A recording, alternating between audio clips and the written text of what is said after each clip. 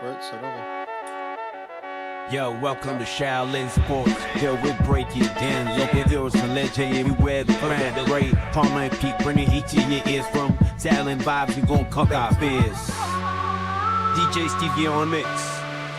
Keep the rhythm tight. I think we maybe limit From the court to the field, we gon' shine bright. Shaolin Sports, we got the passion. From the streets to the big league, it's the real old fashion. Tune into the hustle, feel the drive and pride. On this podcast journey, we'll turn the tide.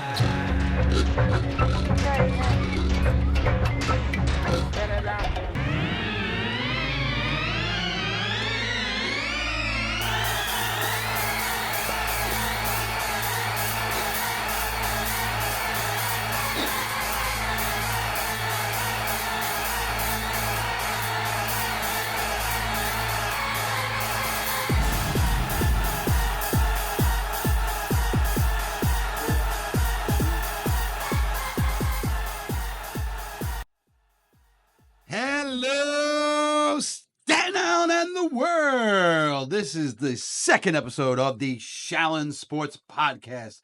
My name is Ray Palmer. I'm at Harvest Studios with DJ Stevie O, producing on the ones and twos. And to my left, the living legend, broadcasting legend, sports legend, linebacker, University of Maryland legend, football playing legend, Curtis basketball legend, IS-61 legend, a legend in many different fashions.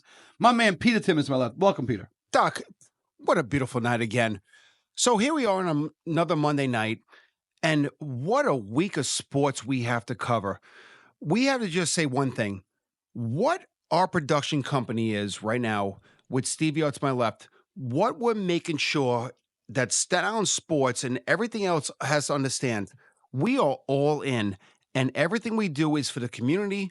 We are going to be the biggest and best thing going of broadcasting, letting people understand our views, and what we're going to do is just blow it up and bring in guests and bring in love and bring in a tremendous atmosphere for Shaolin Sports. Yes, we are going to keep we're going to keep it in the sports range, but not promise that. We're going to branch out. We're going to talk a lot of local stuff, both North and South Shore. We've been accused of being a little North Shore bias, and we're going to work on that. We are North Shore folk, no doubt about it, but we love the South Shore of Staten Island. Shout out to my man Mike Cortez. He gives me a South Shore pass whenever I need one. And I love the South Shore of Staten Island, and we're going to make sure we include both shores of Staten Island, but also we're going to cover the world. We're going to cover pro sports, and Peachy, we're going to start with the biggest contract in the history of sports. We're going to start with the biggest story of the week, and we're going to start with the news that came across late last night and really shocked the baseball. Now, I shouldn't say shocked because it was expected to be pretty high. I don't think people expected $765 million, though, Peach. I'll be honest, I'm so glad that this whole thing is over. It makes me happy that the Mets, they got their guy. But it also makes me happy that the Yankees didn't just say, you know what, we're going to have another guy for another 16 years. Although the contract was only 15 years, but they said, the Mets won 15 years, the Yankees won 16 years, but $5 million less. Thinking about that, the bigger picture is, what is Soto really going to do for the Mets? They have Lindor, they have, maybe they keep Alonso back. Is he really going to make that big of a difference for the Mets rather than be a part of what the Yankee organization is for the last 100 years of New York Yankee baseball?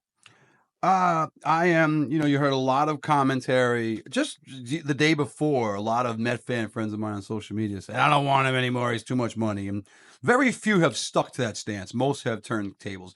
I have been on the opinion, if the Yankees gave Juan Soto a 23-year, $945 million contract, I would have clapped and applauded.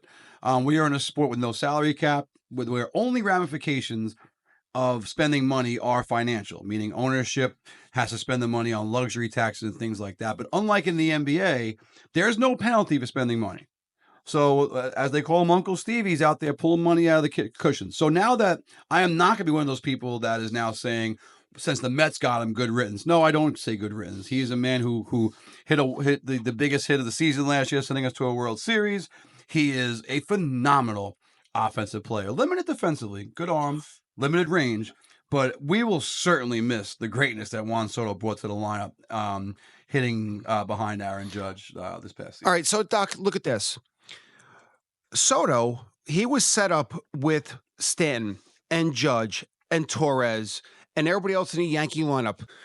It's a completely different look of where the Yankees lineup is right now with Soto in the lineup, because obviously you have to pitch to every player. But now he goes to the Mets. Is he really? I get the number. Like, listen, he's going to pay taxes. $51 million a year. You're trying to tell me that he's worth more than Ohtani? Well, no. Ohtani. Ohtani signed that contract last season, and he pitches. So Ohtani is a dominant. He's the top hitter. He's the top hitter in baseball. Easily, he's the top hitter in baseball, and he hasn't pitched yet. So no, I don't think you can say more. But obviously, it's a matter of when you come up. I mean, Aaron, he has double the money Aaron Judge got, and Judge got that money 1 year ago. It wasn't 5 years ago or 6 years ago. It was 1 year ago. Judge got that money, and Judge is a superior baseball player in just about every aspect. He hits for better average. He hits more home runs. He drives in more runs. So he's a better fielder. Judge is much better. Judge is a better player than Juan Soto. I don't think anyone would logically debate that. And he got double the money that Judge got just a year ago. Even more stats, Peachy. He makes more money in his contract than the contract that Mookie Betts and Aaron Judge signed combined. Hold on. He actually got more money than the two top GOATs of the NBA and NFL of Tom Brady and LeBron James. You're trying to not even the contract, Peachy. I just want to make that clear. Cash. No, career earnings. LeBron has been in the NBA. I believe this is his 20th season. Tom Brady played. I don't have in front of me how many he plays in the NFL. We're talking the career earnings of LeBron James and Tom Brady combined do not surpass the 760. I think they were like 751 or something like that. It's $4 million more. He makes $4 million more than the combined earnings of Tom Brady, the GOAT, at least as a quarterback. I think LT might be the GOAT overall. And LeBron James, who I don't feel is the GOAT, but is certainly in the conversation. No, I agree. And I'm not a LeBron fan. Good basketball player, probably one of the best. In my eyes, he's got to be top five. I'm not a huge fan, but he has to be top five. But this is what baseball came to be. That this guy is going to be playing with the Mets until he's 41 years old. Doc, you know what? That puts me at Social Security. That means I'm watching this guy as I'm receiving Social Security. Like, I just don't get it. There's also a way out, Pete. So, little known part of the contract. Well, it's known that he can opt out. There's an opt out. All these guys get opt outs these days, right? Who knows? By the time he opts out in 2029, $51 million a year may be the going rate for above average. Yeah. When does the money stop? Like it never will. It never will because the money's there. People pay. It's not a real number. There's 162 games, 81 home games, and for these places like Citi Field and Yankee Stadium are constantly selling. Money comes in, it must go out. But here's Soto's opt-out. He can opt out after the 2029 season. If he does, it's similar to the Garrett Cole opt-out, Peach. If he does opt out, the Mets can keep him if they give him $4 million more per season over those last 10 years. They have to guarantee him $4 million more a season, making the average annual value for those last 10 years $55 million, and the overall being a 15-year, $805 million contract if the Mets elect to keep him and if he elects to opt out after 5 seasons. He'll be only 31 years old. You know what's sick about those numbers? We're both school teachers, and we won't make $4 million in our lives. Literally. Yeah. And unless this podcast blows up. But you talk about these numbers, it's like they throw around, it's like, oh no, $4 million, $20 million, 54.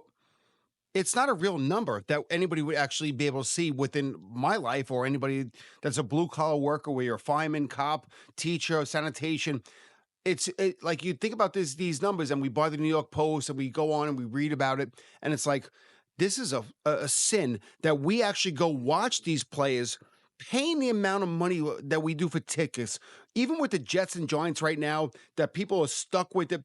I was looking at StubHub the other day. They actually were offering the tickets for a Giant game at $1, which I thought was 75 cents more than what it should be worth. But this is disgusting that we're, as the players, the people going to the stadium to watch these guys play, whether if they don't perform over 30 days or whatever it is, look at Judge what he did in the playoffs. They booed him. They booed the #1 AL Player of the Year with God knows his stats, reigning a home run champion, and they booed the guy. If you're not there to actually showcase what you're making, they don't care. But guess who pays? Us, as going to the stadium. Mets, 9 players. Soto, 51 million. Lindor, 34. Marte, a little over 20. Nemo makes a little over 20. Montes at 17. McNeil, 15. Senga, 15. Diaz, 14. And the laughable Clay Holmes at 13. Peach, that's $186 million wrapped into 9 players, 25 on a roster. Okay, so you have a lot of money to go south. And we're looking at the Mets. If they re-sign a few guys and make a few moves, they're going to have a $300, $350 million payroll easily. And like we said, Uncle Stevie, he can do that. But he can afford it, and there's no repercussions other than financial. And I think that if nothing else, he's putting his money where his mouth is, and he's making Met fans, like we all know, extremely happy. You know what? You can always buy players, and like the Mets. They tried with Scherzer. Then they tried with who's the other one?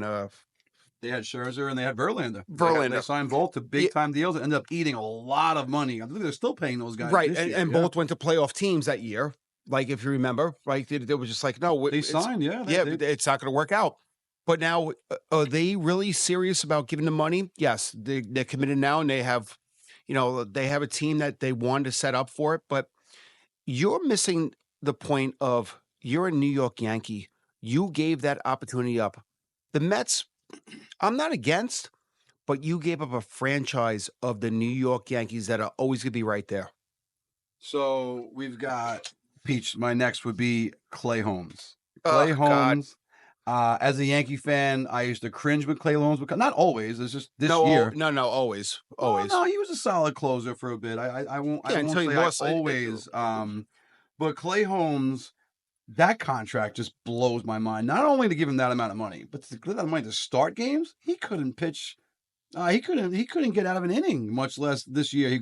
He's a ground ball pitcher whose ground balls find holes, and he gets roped all over the field. He had a inadequate season, to say the least, for the New York Yankees, and I don't understand what the Mets are thinking. But listen, those scouts know a lot more than Ray Palmer does, so perhaps there's something there. But as a Yankee fan, I am the happiest person in the world that Clay Holmes now makes his money in Queens. Doc, look how many games Clay Holmes might have probably lost. I'm going to say he's probably accountable for maybe 8-9 losses within himself of just not closing. Yeah. Your job is called closing. It's like a bar. It's a restaurant. It's a play. When it's closing, it's over. You're supposed to be shut down, and that's the end of the night. Not with him. It's like, oh, here comes Clay. And sure enough, that's what happens. Hey, he's a disaster of a pitcher. I wouldn't give Clay Holmes $13 to pitch for my men's league team. That's a sarcastic statement. No, I'd give him $13. He would do well in the men's league, probably here on Staten Island. But as far as being a Major League Baseball pitcher, if you're the Mets trying to win a World Series, I don't know what you're doing thinking with Clay Holmes, and I would be stunned if I'm proven wrong there with Clay Holmes. All right, so Yankee fans, right? The Yankees allegedly offered $760 over 16 years.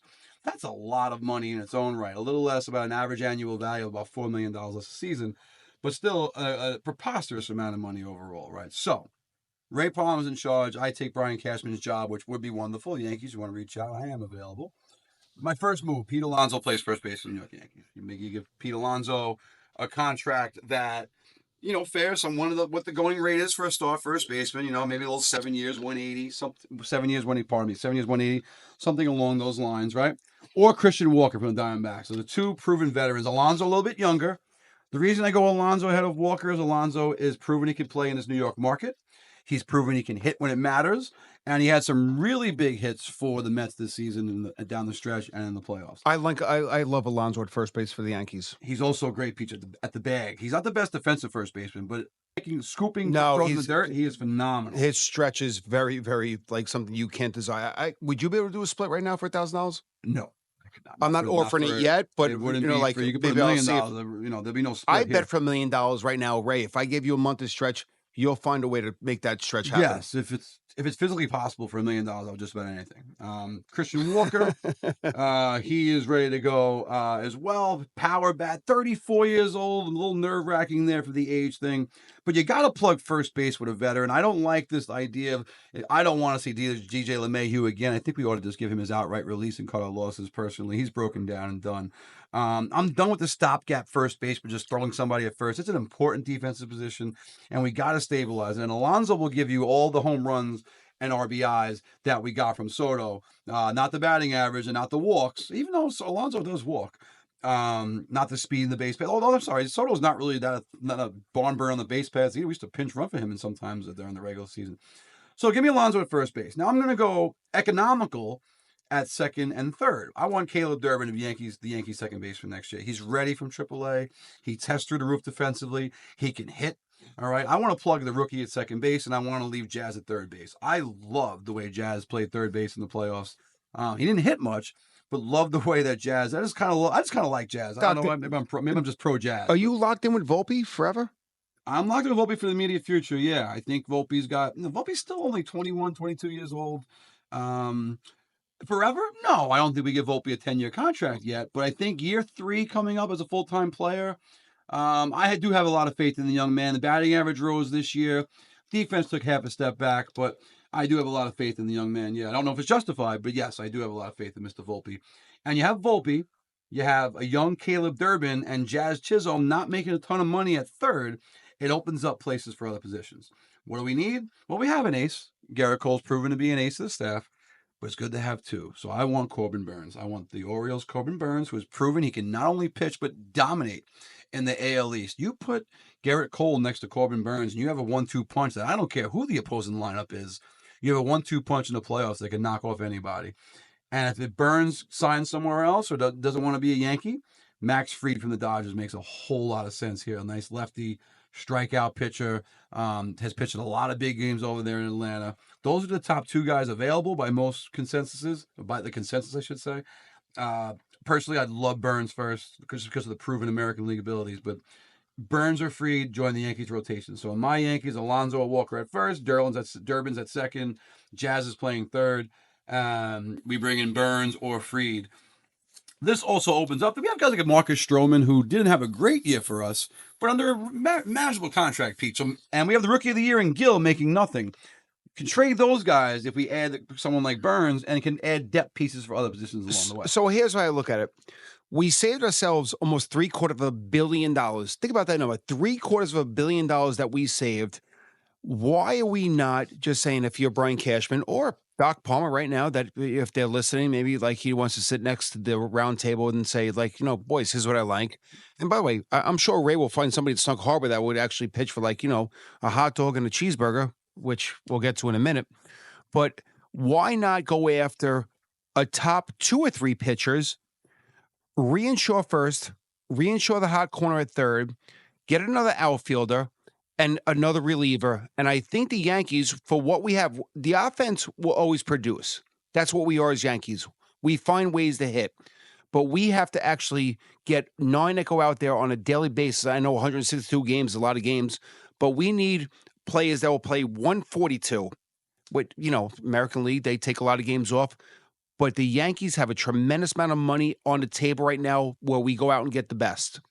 So we saved a little money with Durbin at second. Jazz, I love Jazz at third, and we have a young shortstop. So a lot of not money being spent. We spent some money for Alonso, Walker at first, and you spend some money on the mound. Now you give, let's say Alonso gets $160 million. Let's say Burns gets $160 million. That's $320 million. That's still 400-something million less than what Juan Soto got. Next piece of the puzzle, Teoscar Hernandez. Teoscar Hernandez was lights out for the Dodgers in the playoffs, 40-something home runs during the regular season, can play both outfield positions effectively. And he sets up an outfield of Judge, the Martian, and Hernandez, which I think would be a fantastic outfield. Does it replace Juan Soto? No, but it certainly does a pretty damn good job of it. Does Dominguez have question marks defensively? Sure. But he can hit. And I think you can park him in left field and take your chances, a little dicey out there in left. He'll learn and he'll get better. He's still only 22 years old. I would love to see that as the Yankees outfield. Dominguez, Judge, Hernandez. I guess Judge probably goes back to center unless Dominguez can play the position. But either way, that's the Yankees outfield. We're in pretty good shape. Yeah, but Doc, if you look back, okay, Dominguez, 22. All right, Soto, he made a lot of bad mistakes in the playoffs of fielding balls. And yes, tremendous hitter. but not a great fielder for what it was late in the playoffs. He made a lot of bad decisions, taking the ball off the wall. But if the Martian, that you want to call him, if he can be that player at 22 years old, right? Around there. I'm not sure exactly. 21, 22. Right. Very young, yes. But if he can be that player of what Soto was and still is at 22, then we saved a lot of money of having a player that's coming up through the ranks that will be the next Soto possible. So my last piece will be Tanner Scott. Tanner Scott coming out of the bullpen. You got to add another bullpen piece. Bullpen was, we relied a lot. The bullpen guys, same few guys every game, and eventually it got to us, right? Tanner Scott had a lights-out year, pitched for two different teams. It was dominant for both. That's how I'm going to wind it up. We're going to move on from the Yankees, but I'm going to recap. So the Yankees lose Soto in my fantasy world. Pete Alonso or Christian Walker moves to first. Durbin to second. Jazz stays at third base where he played during the playoffs. We slot Burns into the rotation. We add Teoscar Hernandez to a corner outfielder and Tanner Scott into the bullpen. That's the Ray Palmer New York Yankees. I like it, Doc. Pete, we're going to move on to the next hot topic. For the first time ever, college football now is a 12-team playoff. For years, there was only 4 that the committee has moved around. Now we have a full-blown 12-team, big-time college football playoff system. Peach, how do you feel about what occurred and who they selected for this said tournament? Disgusting. I think the whole thing is, it's. I'll retract and say it's not disgusting. It's just backwards. Because if you look at these conferences, ready? You look at the Big 12, you look at the Big 10, you look at the SEC, Alabama, ready? I get it. They had 3 losses. But look who they beat. They beat a Georgia team. They beat an Auburn team. They beat a Missouri team. They beat an LSU team. They beat a South Carolina team. They beat teams that are top ranked where, I get it, they have 3 losses. The fact that they got snubbed, and by the way, what's the point of having rankings when, if you want to say it's the top 12 teams in the country, but they're 11, and Clemson 16, I get Clemson, they backdoored themselves in by winning the ACC versus SMU. Who SMU? I get it. You had 2 losses. But if you look at SMU's wins, they don't justify why you should be in before a Clemson team that, Clemson who's in, who won the ACC, only because Miami lost to Syracuse at Syracuse to not get into the ACC championship, which is another snub. Miami and Alabama should somehow, I don't know how it would have happened, but they should be a part of that. You have the top 2 programs. I listen, Clemson 11-2, Alabama, they had 3 losses. Okay, you look at the Alabama losses, fine. But then if you want to look at, ready, Notre Dame. Notre Dame lost to Northern Illinois as a 35-point favorite in week 1. So now what do? Notre Dame's not in any conference. They're independent. So why would it make sense if a team said, you know what, why be a part of any conference when I can pick and choose my teams I play? Yes. So Notre Dame they had Florida State penciled in. Florida State 13-0 last year. They said everybody, they got their butts whooped in Georgia versus, like not the national championship. They weren't part of it. Fine. Then you look at every other conference. Who do you really want to see? You want to see SMU play? Well, I don't know if it's a matter of what people want to see. The committee's job is not. You don't want to see Alabama or Miami part of this top 12? I couldn't disagree more with Alabama. You lose 3 or Miami? losses. You lose 3 games. You finish 4th in your conference. You don't deserve to be in the top 12. I don't care how good the conference. I'm sorry. Then look at Arizona State. Arizona State. What are they? Well, I think because why they won the Big 12, and the Big 12 is nowhere near the SEC. Yeah, listen, the Big 12 nowhere being the SEC, correct. But again, 3 losses, 4th in your own conference, you don't go. I think last year the committee took a lot of slack for the Florida State decision. You have a team, what you're setting up is, if you have teams that go 13-0 and play in a conference championship and win the conference championship, you're setting it up to where if you keep doing this, teams are never going to want to play in a conference championship again because there's no benefit to it. Why is SMU going to make it? Because SMU won their conference. They were undefeated in conference. They won all 8 games by an average of 19 they didn't win points. their conference. Well, they won their conference in the regular season. Regular and they have season, 11 wins. Okay, and then look at who's ranked 25. Memphis, somebody, they have one loss. Who's ranked 25? I think they might be 11-1 or somebody. Well, if you take SMU and you don't put SMU and they won 11 games, they average by an average of 19.5 points. I mean, Bama, 3 losses. Miami, I think Miami has a really good gripe, but Miami also 11-2. 2 losses. 11-2. 2 losses, 3 losses. I think after Florida State last year, the committee made a bigger emphasis on wins and losses, factoring into who gets into this dance and who gets into this tournament. The SEC teams had really bad losses. Alabama lost to Vanderbilt. They lost to an Oklahoma team that finished 2-6 in conference play. Ole Miss lost twice to unranked teams. All right, so ready? Then look at Notre Dame. My point is Notre Dame is independent. They're not in a conference. They scheduled a USC, Florida State, the teams that were supposed to be good. Okay, who did Notre Dame actually beat this year? In the fact that they have a home loss as a 35-point underdog, and they're now number 7?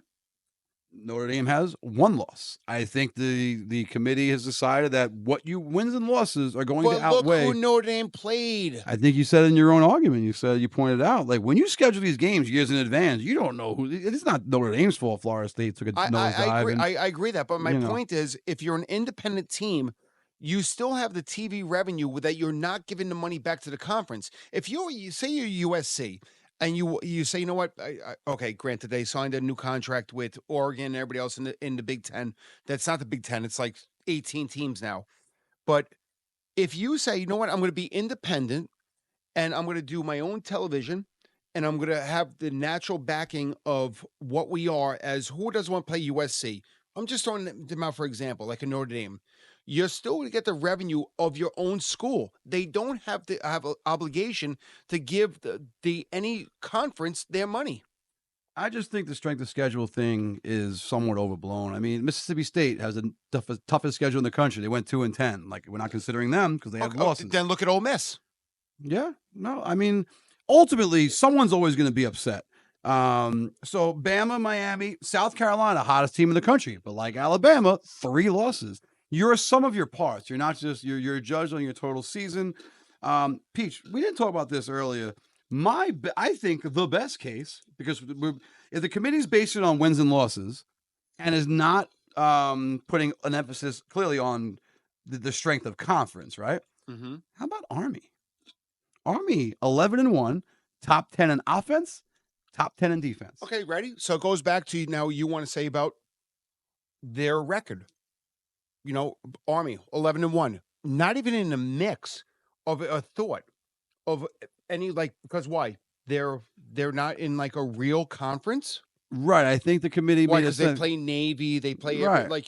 It's. I don't think Army is one of the best. But if you're looking of the theory of what you said of looking at what their record is, Army's 11-1.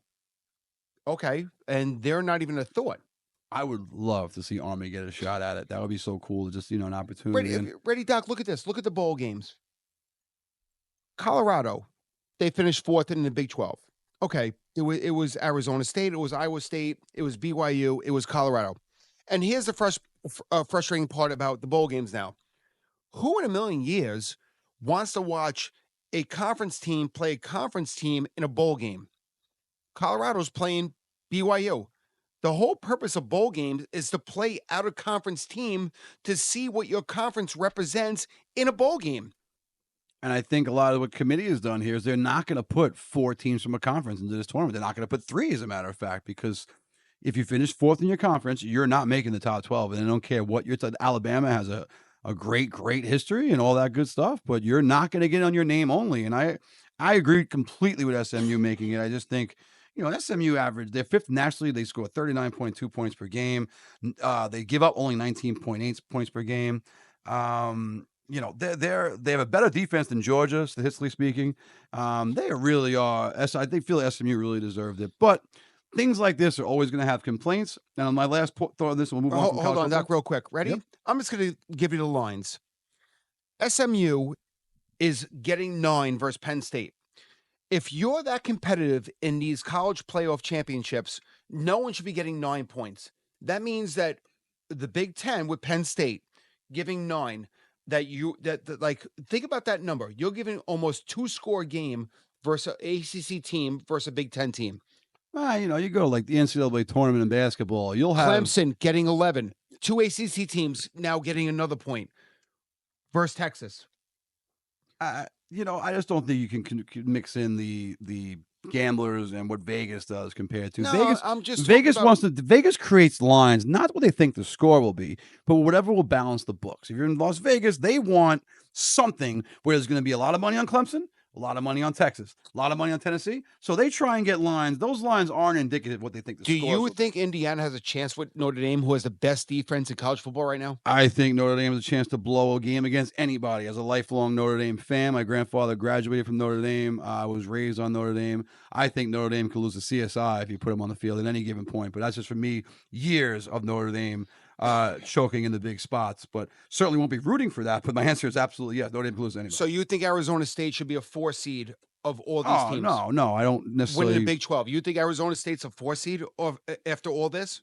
No, I don't necessarily agree with the seeding whatsoever. But I do think Arizona State belongs in the dance. I think there's regular season. Listen, they won the Big 12, but what are they ranked? 14? Listen, I think winning matters, and I think that'll be our last point on that. And the committee has spoken. Last year with Florida State, they took a lot of slack for letting an undefeated team not play in a national championship, and now they have made a statement. They made a statement that we're going to focus on what matters. Food review time. Now, I'm going to fly solo on this one since Peachy's on a little bit of we'll call it a no-carb kick, things like that, and I didn't have time to order anything too healthy. So Truth be told, I ate my burger. Well, maybe that too. We ordered from Staten Island House of Wings. I have a chicken sandwich here. It comes with a little sauce. We're going to get in here really quick.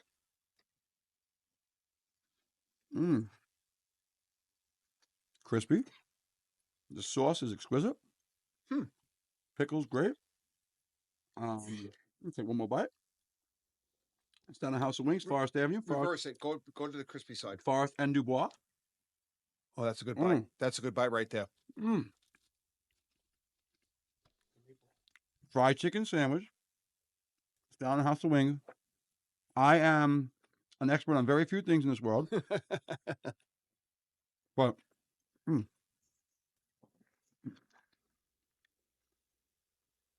I'm sorry, dead air. That was a great bite. And that sandwich is an 8.1. That is an 8.1 fried chicken sandwich. Absolutely delicious. I may have undersold it. It was crispy, sauce, the bun, everything. One more, smash burger, same place, Staten Island House of Wings. Smash burger, I had mine with pickles, cheese, and the house sauce. Right, real quick, while you're getting into that, I got an up-to-the-minute sports break. We got the New York Knicks dispatching of the Toronto Raptors, 113-108. Brunson, double-double, 4 for 8 from the field. 4 for 8, 3 points, 7 for 13 for the field. Karl Anthony Towns with a big 3 down at the end, 24 points in total for that man. So congratulations going out to the New York Knicks, improving to 15-9. It's wonderful to hear. Loving my New York Knicks. Remember, we're recording this on a Monday night, so in case you're confused. Yeah, we'll talk about the bad loss on the Knicks the other night. We're going to get back to the Knicks in a bit. Yeah. The burger, overcooked. I'm going to go 7-1 on the burger. Burger, a little overcooked. Maybe that's the style they go with. Nothing wrong with that.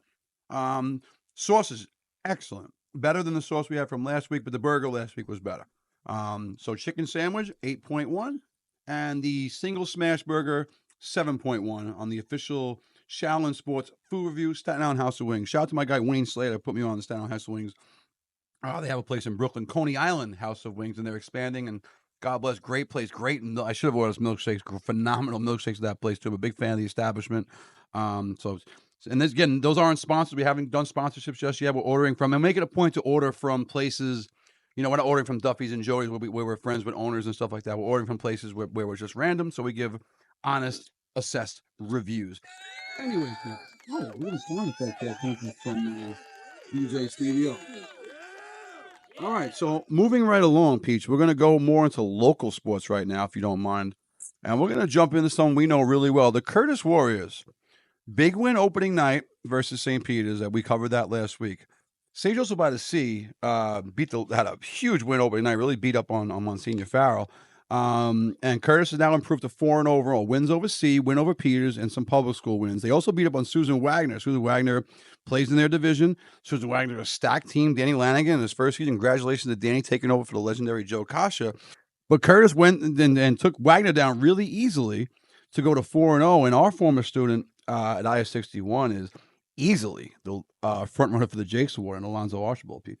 You know, if you look at the last two games, it looks like he has 45 points, 32 rebounds, 10 blocks. Like, I don't care if you're playing a pickup game at Fun Station. Is Fun Station still open? It's still there. You can play Fun Station, yes. Fine. But even that, you're still playing in New York City basketball where this young man, he is going out to showcase himself as a premier, early, dominant favor with the Jakes right now because he is just on some tear. And congrats to Dwayne Archibald and the Curtis Warriors. I know that last season they went through a rough. Now, if you're unfamiliar, people may not be, and I hope old school Staten Islanders may be listening. The PSEL is broken up a bit. There is a top tier division, as I don't know the exact term. I think it's called 4A. The 4A division has Susan Wagner, Curtis, along with the top teams from Brooklyn, Manhattan, Bronx, and Queens. The rest of the schools, Tottenville, Newdorp, Petriti, CSI McCown, Eagle Academy, Port Richmond, I hope I'm not forgetting anybody, are now in a different division. We don't play Curtis unless we schedule a game. My team happens to be playing both Curtis and Susan Wagner this season, but not everyone. We're no longer scheduled to play one another. Two separate divisions. Curtis is in the super division. Curtis plays against the best talent in the PSL. And last year, Curtis took their licks. This year, Curtis will be the one looking to step up and knock some people around. I can't wait to look forward to them to get into their league schedule. They travel to Canarsie, always a tough game out there in Canarsie. Love the Carolina Baby Blue of the Canarsie Chiefs.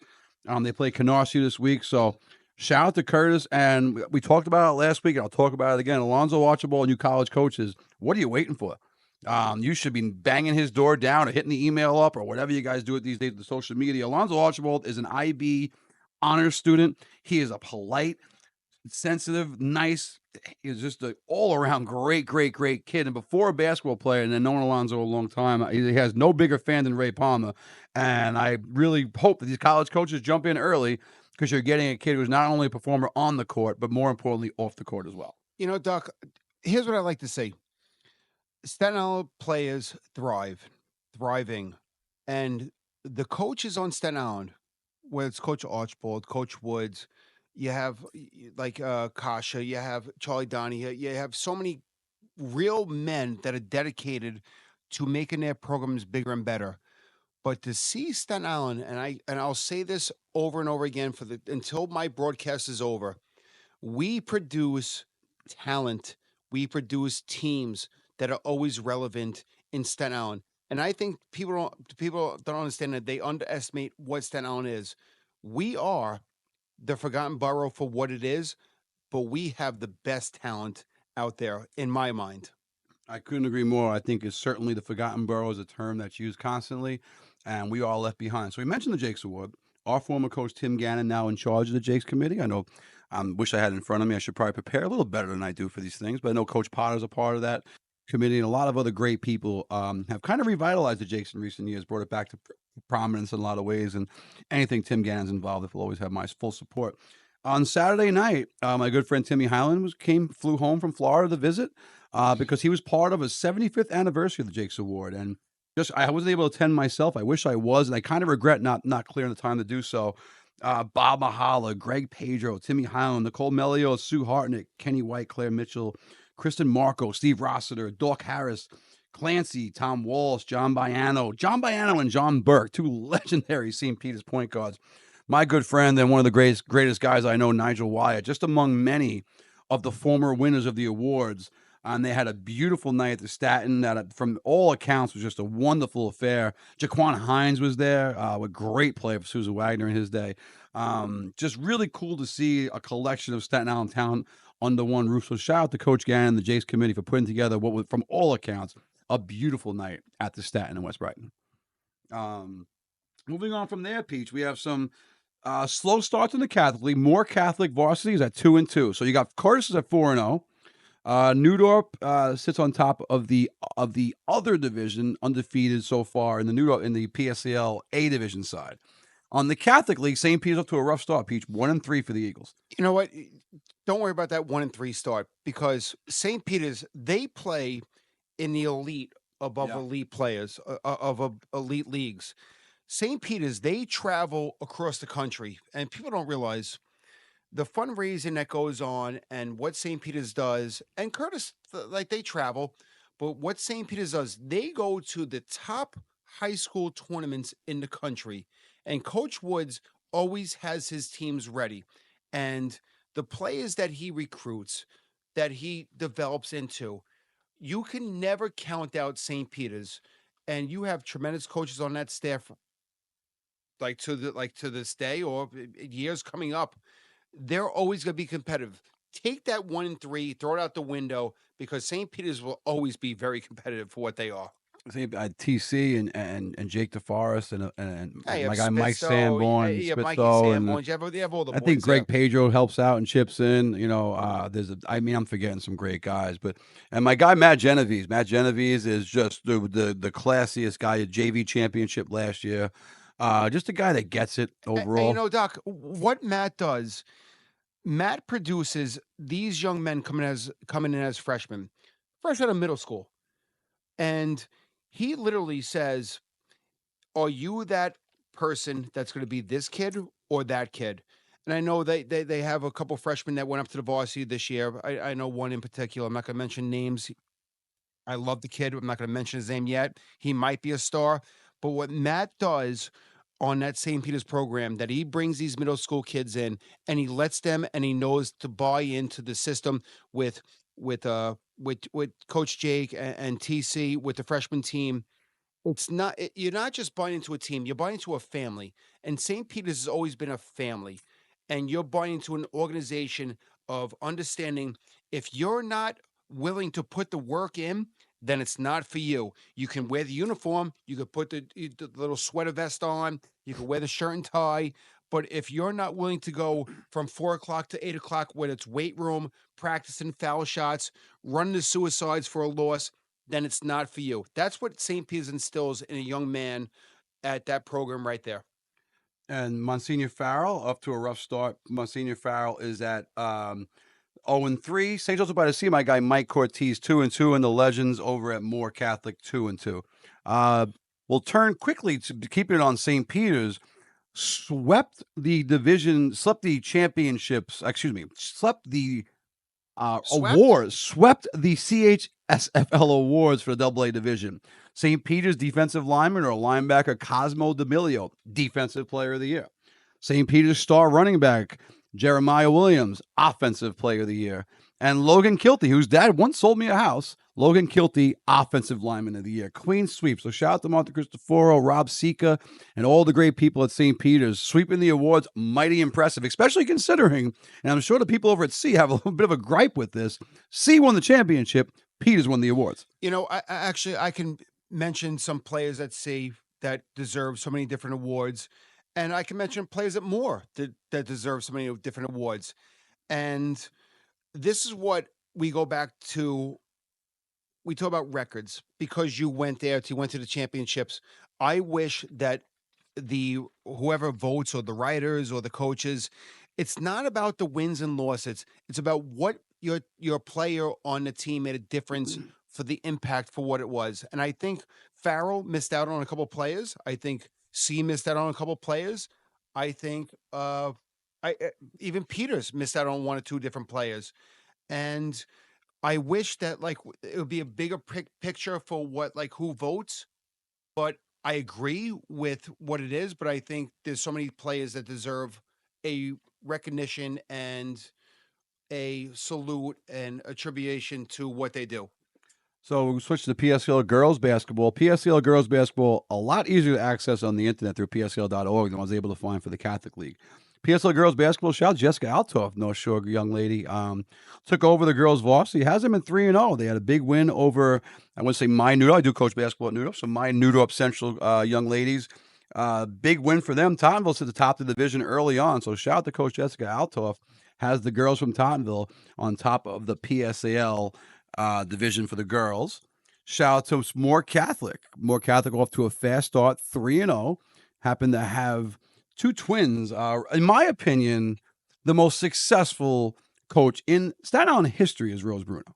Rose Bruno took a team from Staten Island Academy with young ladies half the size of some of their opponents and took them to state championships. As far as just seasons coach and success, there's no one better than Rose Bruno, and her daughters are a pair of twins playing varsity over there at Moore, and they're going to make a huge impact in the Catholic League for More Catholic. And so far, Pete's 3-0 and off to a fast start over there in Maverick Land. More Catholic with athletic director Mr. Pons, what he's done over there with his coaching staff and what he's built with the football program, basketball program.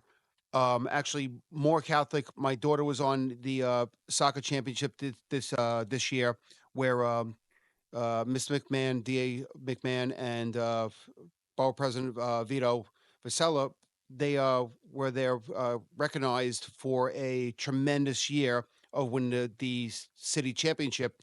But these athletic directors, they don't sleep. They're on call 24/7 because they're responsible for everything that goes on in their programs. And for every athletic director on Staten Island, they are doing everything possible to make sure their programs are the elite.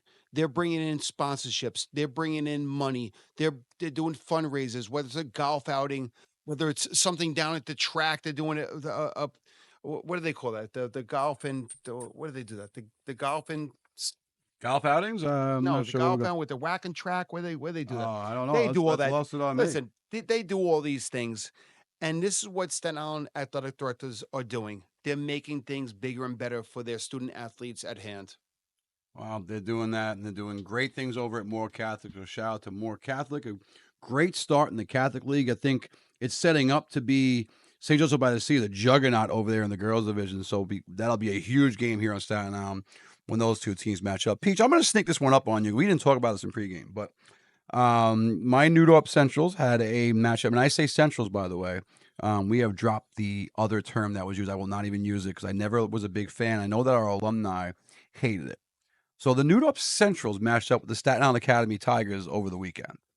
Peach and Stevie, this is going to blow your mind. My junior varsity team matched up against the Staten Island Academy junior varsity team. They were warming up, and I knew the kid was there, but they had a young man who was not very big. Peach, the young man's in 7th grade. It was his birthday on Saturday, so his birthday was Sunday. He turned 12 on Sunday. At Staten Island Academy, if you're talented enough, you can play up, and you can play high school basketball. This young man, I'm going to guess 90 pounds. I don't know, 100 pounds, not very tall, came out and gave my team the business. I seen it. I would think we give up 39 points per game. Young 7th grader, William Page, I don't remember his total. He might have had 30, 29. I don't remember what he had against us, but just completely destroyed my backcourt and did it with ease. He scored a lot of his points in the first half. We fortunately, we were able to buck up and slow him down a little bit in the second half. But I have never in all my years been more impressed with the poise and abilities of a young man than watching a young William Page play point guard for Staten Island Academy on the junior varsity level. And if Staten Island Academy can find a way to keep him through his high school years, sometimes these kids branch out and go somewhere else, and I'm sure he has every coach in the world that would want him to play for their team. Young William Page is a name to keep an eye on here on Staten Island, as he is nothing short of spectacular and by far the greatest 7th grader I have ever laid eyes on. Doc, and this is where it comes back to, even when I was recruited, if you're that good, they're going to find you. And I get everybody wants to switch to a different school of like they want to go to an academy. They want to get that other year. But this is what makes Staten Island so good. If we can keep the players on Staten Island and keep showcasing what we're doing of our talent, our capabilities, then I get it. People want to move on. Ready? Look at this. I know the younger Archibald kid. Ready? Spectacular. I think he might be ranked number 15th in the country or something along those lines, right? Just everything, size, strength, ability. Right. Yep, We're not going to talk too much about it, but If he stays in Staten Island, is he going to still be that player? 100%. With YouTube and everything that they'll find you. I don't care where you have to go to. If you're that player, they'll find you. Same reason at Mia Curtis. There was no No internet, no anything. no back internet. then. There was Yeah, there, word there of mouth, there phone was, calls, There was phone calls. in-person visits. Barry Alvarez found his way to my living room. Paul Pasqualoni found his way to my living room. But if you're that good, they'll find you. So don't think you have to rush and say, my child has to go to a travel team. My child has to go to this. If your child is that good, they will find you. Do not waste your money and rush to an organization besides the fact of let your kid just play the sport and enjoy the game for what God's given ability has given them. That's all I'm going to say right there. Well, in the case of William Page, I hope for one of two things. He stays at Staten Island Academy or comes to New York.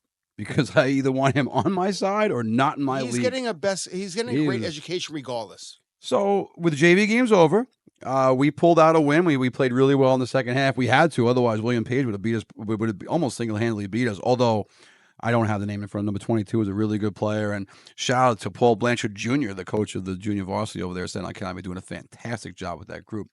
Then the varsity game starts, and at one point I noticed the starting point guard looks really young.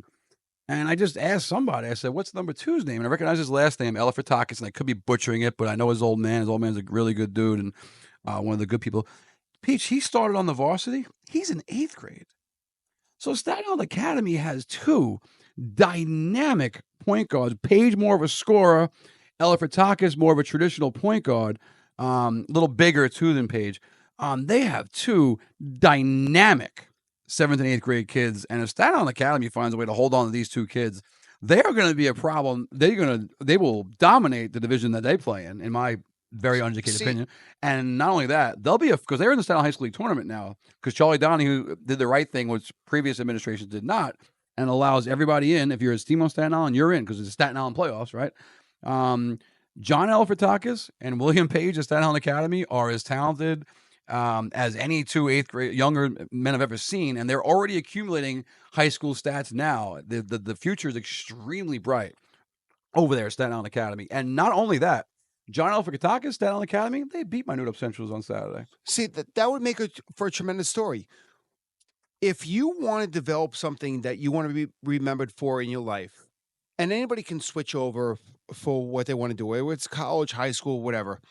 If these 2 young men stay at Staten Island Academy and they believe in the system and they want to make national headlines, you stay and you develop something that no one else has ever done, and you make a point and a statement in life of saying, you know what, this is where it started and this is where I'm going to finish it. And if I want to make a statement in life, what are you going to be remembered for? Not like how you ended. Like, so they say, it's not how you start, it's how you finish. But in this point of view, from where I'm looking, these men can make a statement of saying, Staten Island Academy has never had this opportunity. Let's make this right now our team and blow Staten Island Academy up, because Lord knows they have the money. They can travel where the heck they want. And you have 2 tremendous players. Why not?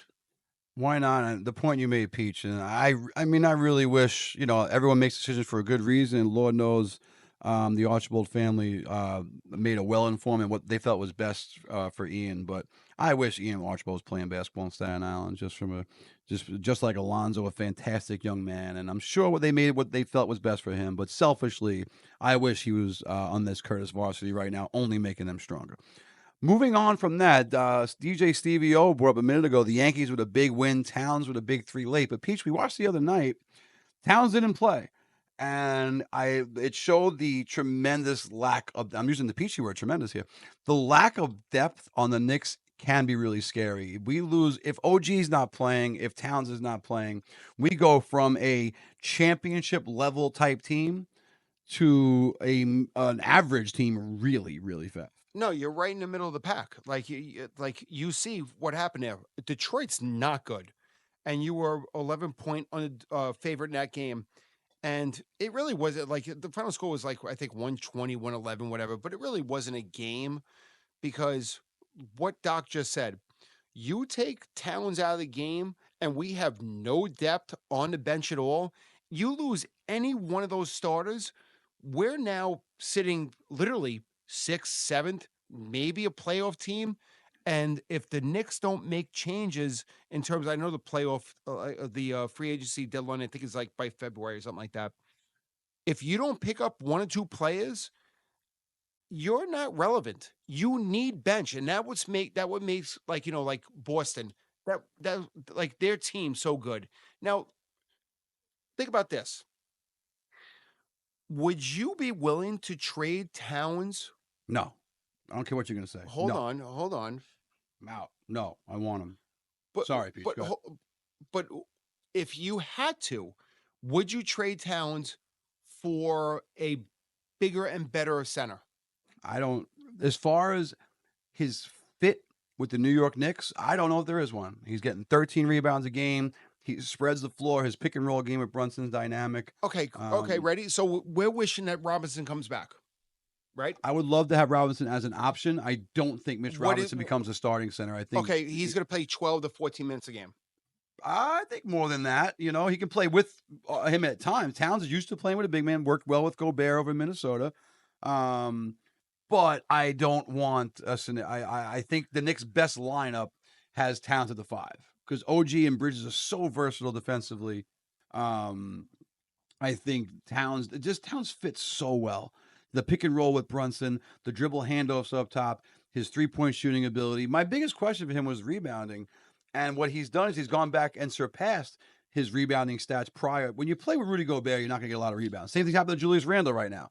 Julius Randle's stats have dipped off tremendously because he's not getting as many rebounds because you got a 7'4" French dude out there. Well, how about Minnesota? They want nothing to do with DiVincenzo right now. Minnesota. I don't know how true that is. No. Minnesota's not struggling. They've won 5 in a row. They played last night. Don't they won a loss? We had won 4 in a row. I think people need to be panicked too much. You know, I know we can't get him back because I know that there's rules. Yeah, you can't. He can't come back to a team that traded you. But right? if you want to get somebody for the Knicks bench, you have to actually look to the bottom level teams and say we need 1 or 2. Yeah. That's the bottom line. That whatsoever. You can't rely on Robinson. I get him 12, 14 minutes. He's not there though. And Towns, I feel like it's a matter of time before he's just like, knee sprain. And by the way, you lose Brunson, season over. Yeah, can agree. The buyout market. We have nobody else that actually can control the floor what Brunson does. So lack of depth, scary for the New York Knicks. Buyout market or trading deadline, big part. Did you know segment? This is our Doc, quick Did you know segment. Peach, I'm going to go first. I think yours is a little better than mine, so I want to go first here if you don't mind. It's more of a rant, I think. Did you know about illegal numbers in high school basketball? I happen to coach CYO and high school basketball. Kids that play CYO get to high school and they say, Coach, I want to wear number 17, or Coach, I want to wear number 7, or I want to wear number 6, and I want to wear this and that. Illegal numbers in high school basketball across the country, you will never see a number above a 5. The referees need to be able to put it on 2 hands. So if it's on 55, it's 5-5. If it's on 12, it's 1-2. Okay, that's the rules in basketball. Now, college was the rules for years, and I used to have a stronger case until college caved just last year, and rumors were because of Bronny James, which is disgusting in its own right. I'm not going to cross that path. But did you know there are illegal numbers in high school basketball, and you cannot have a digit above a 5? That is and it drives me insane that CYO allows kids to wear illegal numbers when all of them want to play high school and they get to high school and they're not against it. But that's okay. So my Did You Know segment, illegal numbers in high school basketball. So, Doc, you can't do a 6-6. You can't do anything above a 5. So every time you have to do one hand off the other. You have to be able to show it on 2 hands. 54, 54's in, 55's in, so 56 is. Anything above that number is out. Out. Can't do it in high school basketball. Anywhere in the country. Anywhere legally, anyway. Some of these other schools play with different rules. Steve, did you know that? Yes, I did. Jesus, you're supposed to not know that. All right, boys. So, off topic. Didn't know this because I'm a big cheese fan. Love my cheeses. Didn't know this. So, I always thought buffalo mozzarella was always just a certain type of cheese, like the mozzarella for what it was. Did not know that buffalo mozzarella was actually from the cows from Italy did you know, Ray? I'm learning right now. You told me earlier, but I figured it out. Water buffalo cows from Italy. Water buffalo cows. So now, think about this. I always think of like water buffalo, like you see like a movie, like say like an old fashioned like a Vietnam movie, like you see like like they're tending the farms of like they're dragging like the oxes and by the steer for like what it is. They're dredging like the floors of the swamps or wherever the heck they are. I did not know that buffalo mozzarella was actually from water buffalo milk. Did you know segment? That is the Did You Know And by the way, segment? do you know the difference of the cheeses? Do not? So I had to look this up. One, the basic cow milk of mozzarella and buffalo mozzarella is, I guess, a little softer, a little more creamier than different from the cow's milk mozzarella. I gotta hope that Key Food has this because I'm going tomorrow. I gotta check this out. I'm see if sure I it's can taste the probably difference. if they do, I'm sure it's like $55. $727. And Key Food stole my wallets once, so to hell with Key Food. I only go there because of the location. I can't believe I didn't use their name in this podcast. Steven, maybe bleep that out. What later. is a lot of Key Food? To heck with Key Food. Anyway, yeah, West Brighton Key Food can go fly a kite somewhere. And the darkest parking lot in the world. Put a light in your parking lot for crying out loud. Anywho, last topic, Giants-Jets. As we stand today, the Giants have the second, if the season ended today, the Giants have the second pick in the draft based on strength of schedule. The Raiders are 2-11, the Giants are 2-11. The Raiders have a 536 strength of schedule. The Giants with a 546. And strength of schedule can change based on wins and losses. Okay, so the Giants, some people watching the game were mad at Locke. I was so proud of Drew Lock for losing that game yesterday, and we need to continue that, and we need to continue to lose that. Also, on the driver's seat, Jets only with 3 wins. The Jets and Giants need to do whatever they can, Peach, to keep losing games and just try and build a better future for themselves. And they actually were both trying to win. Yeah, they can't like, stop. You got to figure, like Aaron Rodgers, his first 300-yard game in like, I think it was like 39 starts or something like that, or like it was like ridiculous. And listen, I'll be straightforward. I took Miami minus the 6.5, and it hurt. Now, did it hurt my wallet? No, it hurt my just pride of like, I thought Tua was just going to be like, I know what, they're going to blow them out. And I'm watching the game like, oh, this is not going to work good for me. And they win by 6. Okay. Then watching a Giant game, a couple of good plays at the end. And I'm like, what are we doing? Just get out of the game. End with 2 wins. And sure enough, they tried to win, but they couldn't. So both teams, they tried to win, but they couldn't do it. So I'm happy on both ends. And I'm done with Aaron Rodgers, and I'm done with what the Giants are doing. Let's move forward. And I hope that the Giant season tickets will understand that, like, we need a Travis Hunter. We need Travis Hunter, or you need the power of the number 1 pick, right? You can trade like the Bears did for a big haul we talked about last week. So Giants, keep this pace up, are still on track, and we're praying for the Raiders to win. We need the Raiders to win, the Giants to lose out. If the Raiders win and the Giants lose out, the New York Giants will have the first pick in the NFL draft, and that is what everyone here at Shaolin Sports is rooting for wholeheartedly. Let's hope it can continue. But like you more than Peach? You know what, Doc? You know what's more disgusting? The fact that we're actually rooting against our New York teams to be terrible. Well, it's for the greater good. And you know who's not? Is those coaches. Those coaches aren't guaranteed jobs in the future. I don't blame Dabbs, and I don't blame the Jets coaching staff for doing everything they can because they don't care about a draft pick because they may not be there next year to be a part of it. So I don't blame them one bit. You know who's guaranteed jobs because we paid for it ourselves? My man to my right, my man to my left. We can do whatever we want because we don't have to pay anybody else for what we're doing. So we're actually just controlling our own destiny of just rooting for positive and negative and just keep rolling with the punches. So that's going to bring a conclusion to the second ever episode. We called it the debut part 2 of the Shaolin Sports Podcast, episode 2. I'm Ray Palmer signing off. We are in Harvest Studios with the legendary DJ Stevie O. Thanks again to my good friend and partner, Peter Timmons, for bringing the broadcast all evening long.